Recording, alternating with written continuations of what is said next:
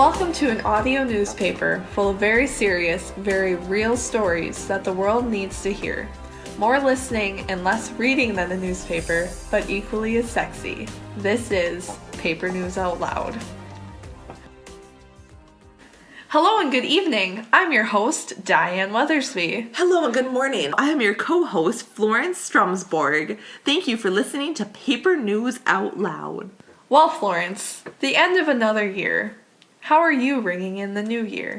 Well, per my yearly tradition, I like to celebrate the new year by eating all of the junk food I own in one nauseating buffet so I can start off January 1st fresh and under false pretenses that I will actually eat healthy and cut out sugar in the upcoming year. How about you? Well, I intend to ring it in the same way I always do, by getting blackout drunk and maxing out my credit cards on Amazon so I don't remember what I ordered, and it's like future me is getting presents. But in addition, this year, I'm spending it with you, Florence, and you, dear listener. We are recording this as 2017 ends and 2018 begins. I can't think of a better transition to the new year than this. We love leaving all of our troubles from the past year behind and drinking cheap champagne and pretending that the new trip around the planet will be better than the one before. But how long has this wonderful yearly tradition been going on? A lot longer than you think. Forever. Forever. Ever since the planet rotated around the sun. Okay, so in the past, New Year's Eve isn't a current tradition. From Egypt to China to Rome, ancient civilizations celebrated the New Year in one way or another. But my personal favorite was a celebration in ancient Babylon, because a whole lot of traditions went down, all within the small frame of time that those wild Babylonians celebrated the New Year. Okay, interesting. So instead of partying in January, they rung in the New Year on the first new moon following the vernal equinox. What is the vernal equinox? That's a good question. I didn't know either. But a quick Google search told me that it's the day in March that has equal parts sunlight and darkness. Oh, yeah. Very cool. So they celebrated for 11 days in a huge religious festival, while also celebrating the victory of the Babylonian sky god Marduk over the sea goddess Tiamat, who I guess was evil. Okay. I don't really know the details of this story, but the important part is that the sky god won. Okay. So in addition to the New Year, the celebration of the sky god beating the sea goddess, a new king was crowned during these festivities. So there's 3 major events happening in within that 11-day span. The perfect trifecta. Really, what more could you ask for at a festival? So a lot was happening in ancient Babylon in March, for sure. So that's where I should travel back in time to. Yeah, because I feel like the party. Perfect. Yeah. Time traveling. The party was probably crazy. Mm-hmm. Probably ate a lot of food, you know. Yes. Babylonian it up. You know what they say? What happens in Babylon during the vernal equinox stays in Babylon. Okay, so how did we move this tradition from, the vernal equinox to January 1st, as we are celebrating it right now? That's a great question. Yeah, so for most societies, the new year began on the vernal equinox, which, as I mentioned earlier, and if you forgot instantly because you were a dog or a plant, is the day of the year that has equal parts sunlight and darkness. Oh. Yeah.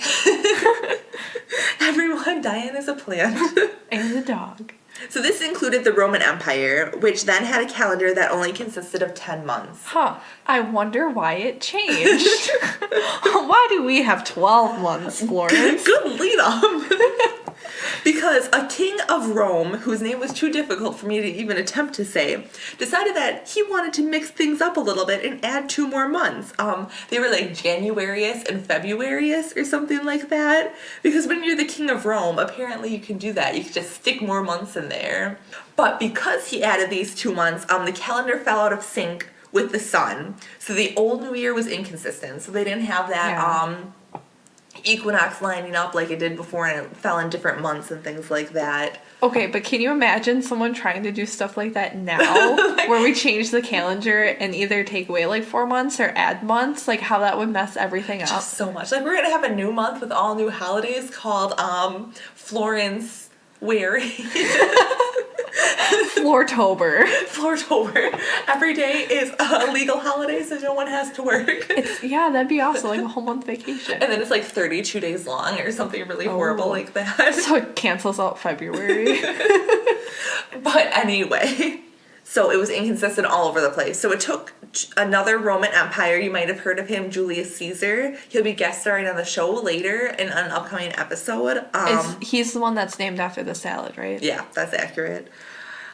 He also knew that he could do whatever he wanted to. So he moved the first of the year to January, but that was after consulting astronomers and I believe like religious and political figures. Like it was a group effort. He just didn't add more months. Sense. Yeah, he actually made an effort. That's good. He figured it out. He did a good solid try. And they decided on January after the Roman god Janus, which is the god of beginning. Oh. So the beginning of the year, god of beginning.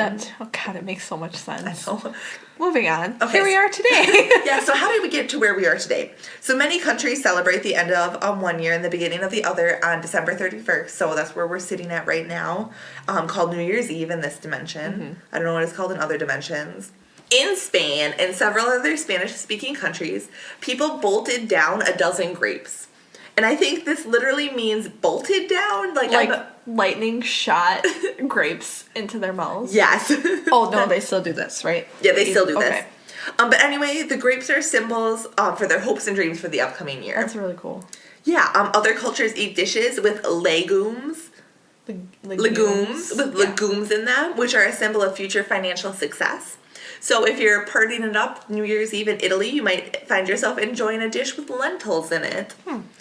And if you don't like beans, you can celebrate... Preposterous. I don't know how anyone can not like beans, you monsters. You can celebrate the new year in Cuba, Austria, Hungary, or Portugal, which frequently feature pork dishes. Oh, okay. Do you know why it is pork? Oh, they gave a reason. Shoot, it was something to do with prosperity. Like pork being a symbol of prosperity, I believe. And then if, those sultry dishes aren't your thing, the Netherlands, Mexico, or Greece have ring-shaped cakes, pastries, and desserts. Kind of like, the round beginning and end of the year. Traditions that we see most in the United States are fireworks, singing songs, and making resolutions that will break by March. And if you're celebrating in New York City's Times Square, littering confetti and garbage everywhere, and dropping a giant ball.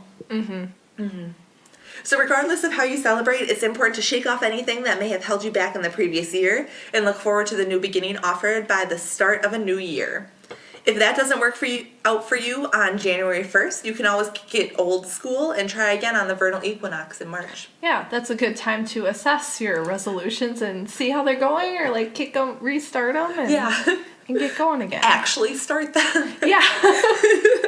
Maybe here's a better idea. Don't start on January 1st and just know that you're not going to start because the gym is usually too packed anyway from everyone starting at the same time on January 1st. So just wait until the vernal equinox in March when everyone's finished their resolutions and they're done, and now you can have your time to shine. Exactly. And glisten. So a fun part about closing out of the year is that we get a chance to share some of our favorite things from 2017. Diane and I decided that we were going to share our list of top favorites so that you can know a deeper part of our souls and steal our security questions for our online banking. It's the most important part. But, wait, we interrupt your regularly scheduled programming with a breaking news update. We have reached a countdown to 2018. Some of you are already there, and we look forward to joining you. Let the countdown commence. 5, 4, 3, 2, 1. That's the champagne. Oh, yeah, that sounded like glug, glug, glug, bubble, fizz. Yay! You can almost hear the confetti falling. We made it. Okay, I can go to bed now, right? This is it? Is it done? Is this what midnight looks like? Absolutely not. The show must go on. So before we were so rudely interrupted by 2018, we were talking about our top favorite things from 2017. Do you remember? It just happened. It's over now. Yeah, it's over. It's done. So from last year, in 2017, we've all listened to or watched recaps of the year. Maybe it was on your Snap story this year, or maybe you watched it on Good Morning America like I used to do back in the day. I can literally hear fireworks right now. Yes.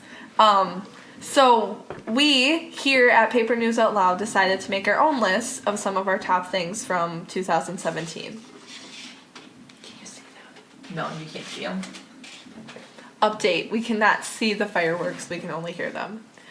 Okay, so while some of these things on our list may not have come out this year, or even last year, 2017 or 2016, this is what influenced us most in 2017. From our family to yours, here's a segment where we fangirl over content and other things we enjoyed most from 2017.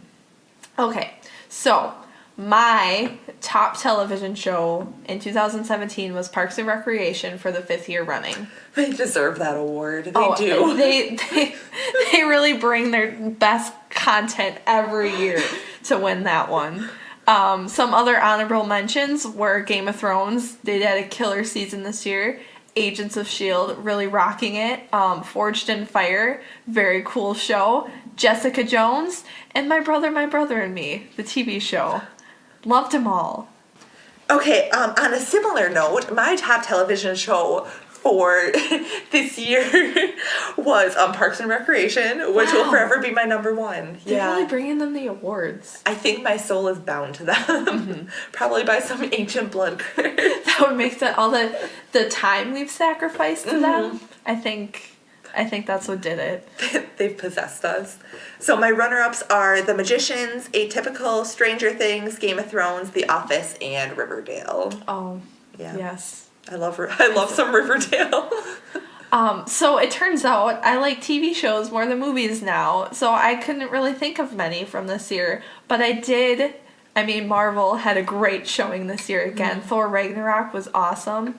Spider-Man, that was a good one. Hilarious. Yeah. And then I love Star Wars, so I don't care what anyone else says. I really liked it.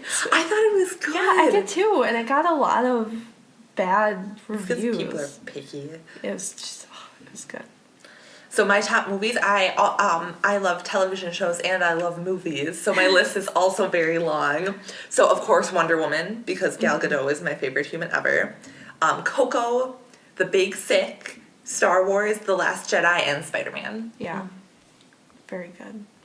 The top actress this year, oh my god, it was Amy Poehler for her role as Leslie Knope in Parks and Recreation. Shocking. She's awesome. Other honorable mentions were Chloe Bennett for her role in Agents of S.H.I.E.L.D., Ellie Kemper for Unbreakable, Kimmy Schmidt, and Gwendolyn Christie for just being an all-around awesome person, and also Brienne of Tarth in Game of Thrones. I love her. Okay, so my top actress, previously mentioned Gal Gadot from Wonder Woman, and forever Aubrey Plaza from Parks and Recreation. Wow, they are really taking home a lot of awards. I know. Do you think they have enough room on, like, shelves? Should we also send them a shelf with all the awards we send them? A trophy case would be more appropriate. And then I'm That's also true. going to pack myself into the trophy case so that I can meet them in person and we can become best friends. Yes. Okay. We are the trophies. Excellent. My top actor or actors are the McElroys for their role in My Brother and Me, the TV show, which I very much enjoyed and definitely watched all in one sitting. It is a comedic goldmine. It's not a comedic landmine. It's dangerous. This podcast is a comedic landmine. This episode is for sure. Theirs is a gold mine. Okay, so my top actor is Cole Sprouse from Riverdale and also from being hilarious on Twitter. I've seen those things. They're good. Yeah. They're quality. Yes. The top book from 2017 was Harry Potter. All 7 of them.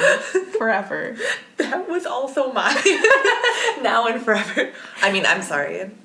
It was Harry Potter. Always. Always. Oh my god. I can't. It was so beautiful. Okay, but there were actually, surprisingly, other books that I did read and were also good that weren't just Harry Potter. Like Big Magic by Elizabeth Gilbert. Creative Living Beyond Fear. Very good. Highly recommend it. The Subtle Art of Not Giving an F by Mark Manson. I just can't swear anymore. I feel weird about it. Yeah, and then The Outsiders by S.E. Hinton. Classic. Always and forever one of my favorite books. Just came out this year, right? Yeah, but it came out in 2017. Every year to a new crop of 8th graders that read it in the school. It's new to them. So yeah, my top food this year was taco dip. As always, because I've actually perfected the recipe. So I make it for every single gathering that I'm required to bring food to. And there's no honorable mentions because it's taco dip forever. I'll vouch for this taco dip. It's good. Thank you. It's good stuff. Yeah, and you have to get the Old Dutch nacho chips. It works really well. Like the flavors complement. Just pro tip. Okay, so my top food is Canadian bacon and pineapple pizza. Ooh, with barbecue sauce. With dipping in barbecue sauce. Regular marinara on the pizza, dipped in barbecue sauce. Yeah. Interesting. It's a good combination. Okay, so this is a Florence special. My top underwear company of the year is Fruit of the Loom because I love cotton and I love grapes. I love that. So, the top cat this year, you might think my top cat is Maggie the cat, our cat overlord, but it's actually Mama Kitty, my parents' cat. Fun little story about Mama Kitty. We couldn't decide on a name for her, and then, because she was a stray that we took in, and we all wanted to call her something different, and then she had cats, and so we just called her Mama Kitty. And that's actually where Maggie was spawned. Maggie is Mama Kitty's child. But anyway, my top cat is obviously my cat and Overlord Maggie. Yeah. Just makes sense. Yep. The top band or artist last year was a tie for me between Fall Out Boy and Highly Suspect. Yeah. Good ones. Yeah. Fall Out Boy has been coming out with new stuff lately, and they've really experienced a revival with me because I've been listening to everything of theirs. All of it. For the last few days, nonstop. It's just been blasting. And then I actually got to see Highly Suspect last year, which was very cool. That is pretty cool. Yeah. Very cool. Nice. Yeah, those are my 2017 top plays. I'm excited to see what I played most in 2017 thanks to Spotify. Yeah. Yeah, that's how I found these out. Yeah. Because I don't really listen to like bands exclusively except for Mumford and Sons, and I'm like, it's just like a messy hodgepodge. So the ones that showed up on the top of my list were The Shins, We Are the Willows, Passion Pit, The Head and the Heart, Mumford and Sons, because who didn't see that one coming? The Lumineers and Alabama Shakes for their song Hold On. That's the only song I know by them. Oh. But I listened to it so much that it's on my top top songs of the year. It must be good, and I think that was on in the car today. It was. Okay, so the top video game soundtrack, as always, and probably until the end of time, is The Last of Us. It's so great, of course. But there were also some other great video game soundtracks. Horizon Zero Dawn, which I have yet to play, but great soundtrack. Halo, which I probably won't ever play, but that great soundtrack. They do. Their soundtrack is amazing. The Witcher 3, great gameplay and great soundtrack. And then Fallout 4, obviously the main theme song is great, but the violin cover is better. Top notch, one of the best. Skyrim, of course, always. And it was released again in 2017, so I feel like that actually belongs here. Oh yeah, and the VR, yep. Yeah, which, I mean, I don't have, but anyway. Also the guitar covers of Skyrim music on YouTube are excellent and great additions to the world of Skyrim. To any video game playlist. Yeah. So I only played Sims this year, so by default I have to say that. I don't even know how the Sims music goes. Oh gosh. It's very mellow and... Yeah, it's just like background. Like if I was listening to it, I would know it. Yeah. I can't think of it right now though. I have the Wii music stuck in my head. I was just going to say I have the Me Plaza music stuck in my head. It's ridiculous. That dumb video. And our last category is Top Podcast. And this card that I was just handed says Paper News Out Loud. Wow. No way. Jeez, guys. Oh my god, that's incredible. I'm so humbled. Oh, wait. Oh. It was a prank. Okay, that actually makes sense. So what it actually is the Adventure Zone, which I think we both agree top with that. one. The Adventure Yeah. Zone for sure, McElroy content. And then because I was completely sucked into the Adventure Zone, I started listening to My Brother, and Me, the podcast that originated the TV show.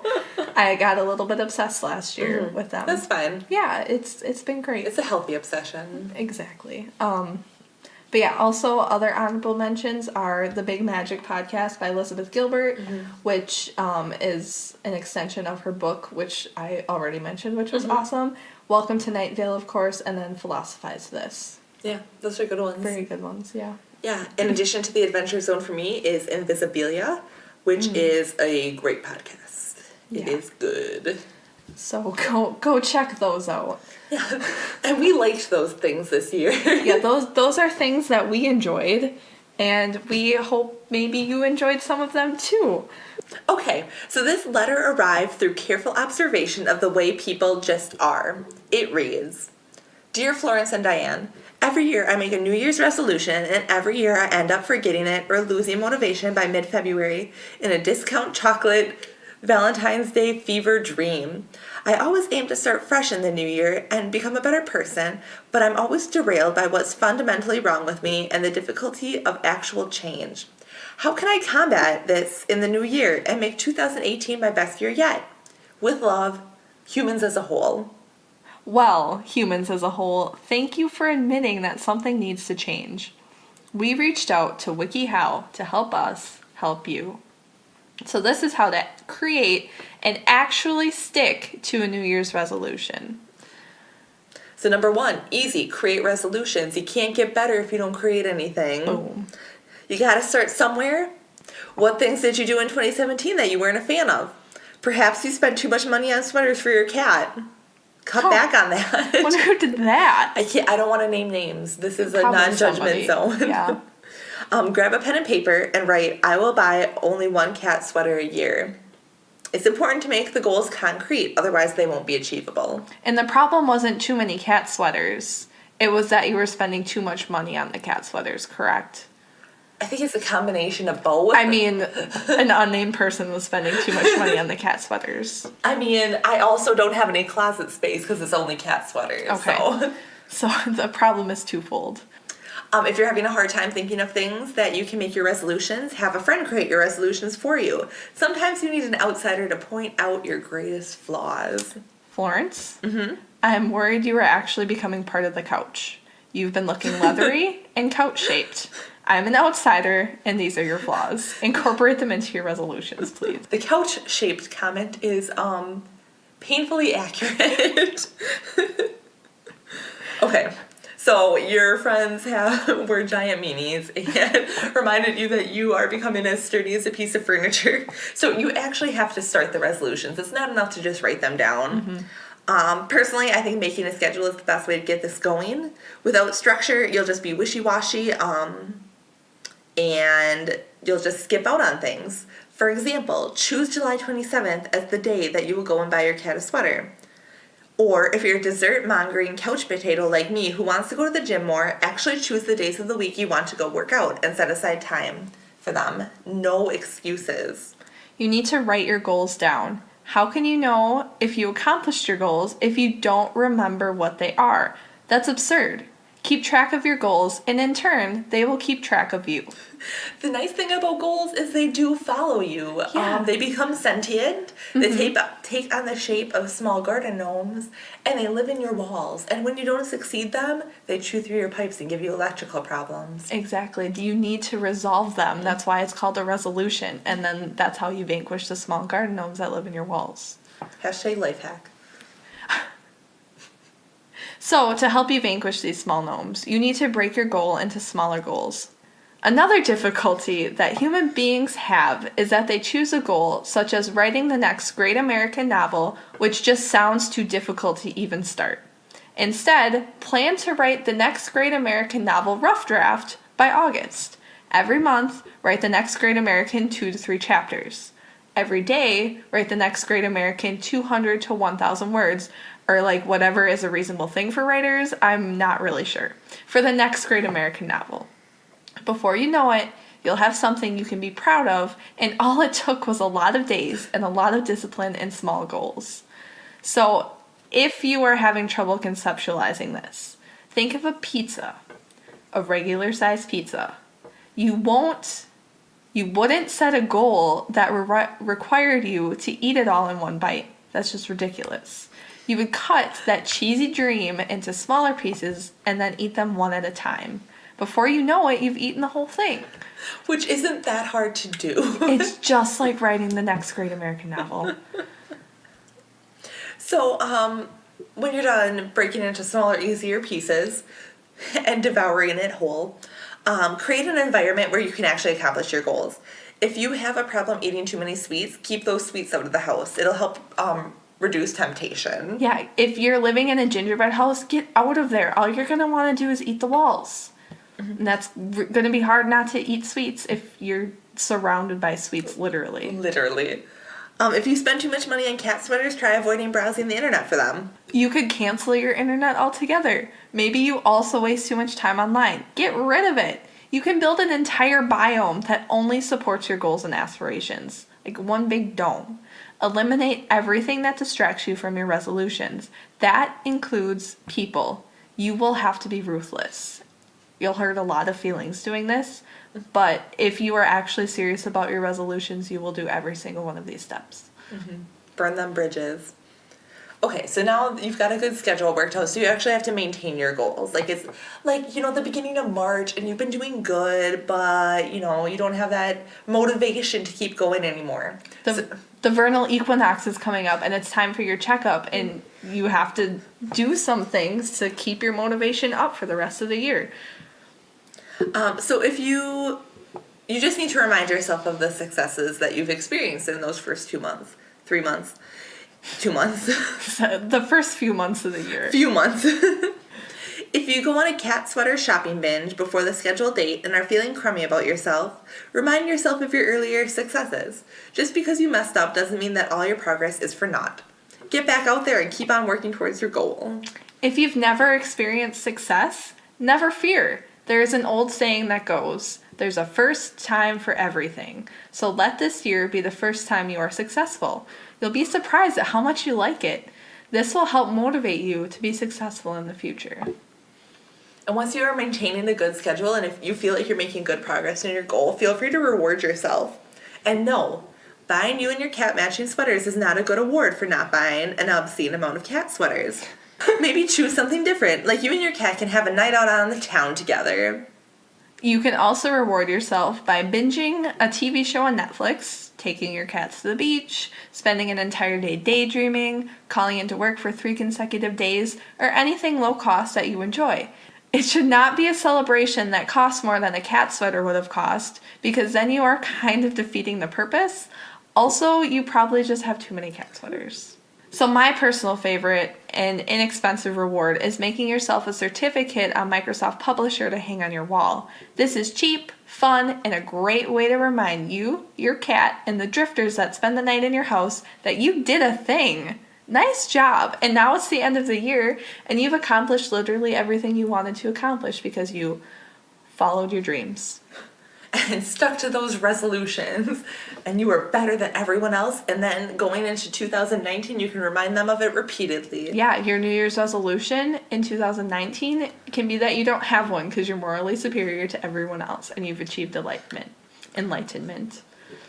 Here at Paper News Out Loud, we like to make a lot of jokes. But man, 2017 was a rough one for a lot of people.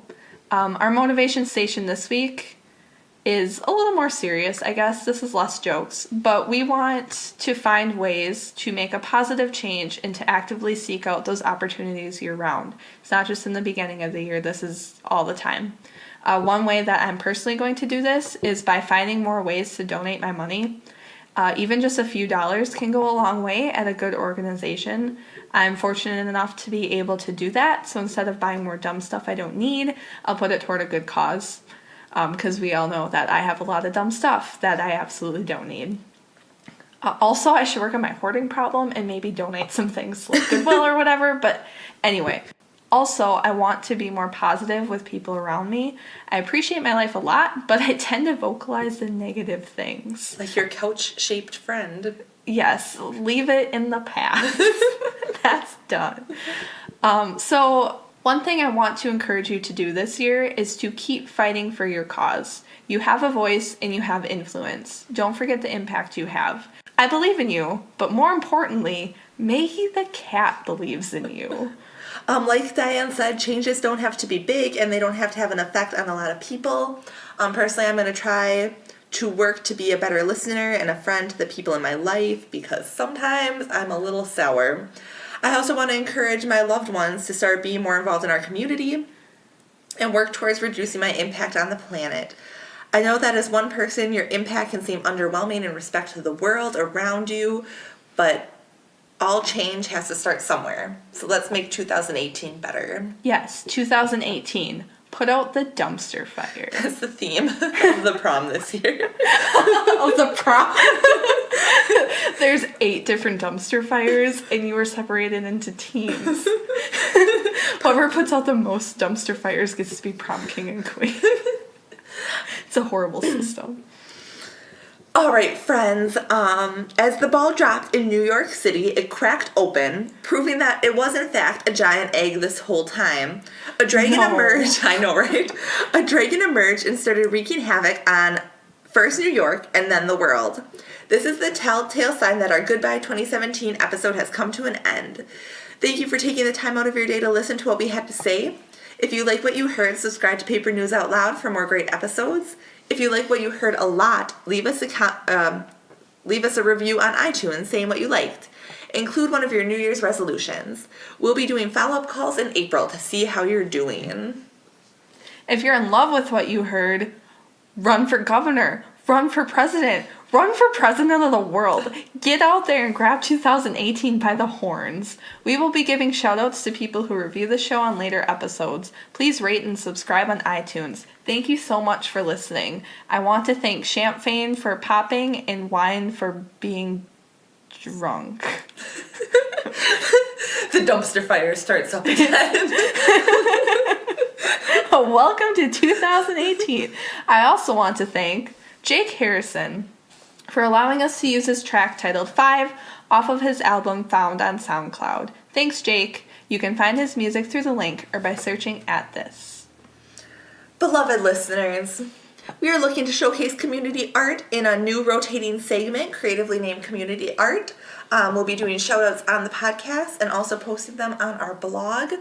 You can submit short poems or visual art to us through email at alternaterealityproductions@gmail.com. Or you can email us a link to your favorite YouTube video. Hopefully there are cats in it. Or let us know what you like about the show, if anything. Tweet us at realityoutloud. Also follow us, please, and share with your friends. We hope you learned a thing and made a laugh. Woo! 2017. I vote for never doing a podcast.